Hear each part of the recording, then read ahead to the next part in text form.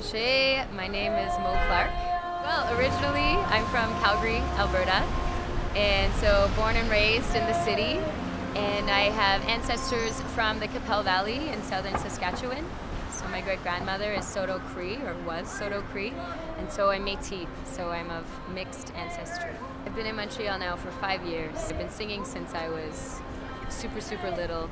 You know, I was the kid in class who was disturbing the other students with her constant humming.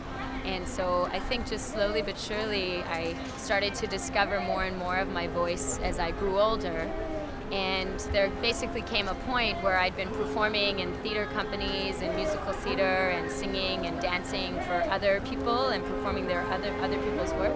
And I finally said, you know what? I've got a lot of writing on my own. I want to be able to share what I have to say, and I want to share my own stories. So my foray into that was actually through spoken word poetry. Well, there's a lot of incredible people that use the pedal, but I actually didn't find out about them until after I started using one. And the pedal came into my life, the looping pedal, which basically is this little recording device that you can sing or you can play guitar into, and it records and it repeats your voice back to you so you can layer on top of it.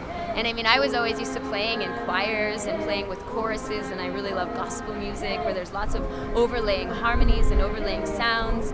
And so it was through a collaboration I was doing with my partner at the time who played tabla that we wanted something to be able to create more dimension and more depth in what we do. And so now what I use it for is I use it to create kind of sonic backgrounds, or like soundscapes is what I call it. So I kind of create these soundscapes, and then on top of that, you know, I can float the poetry and the words and tell story.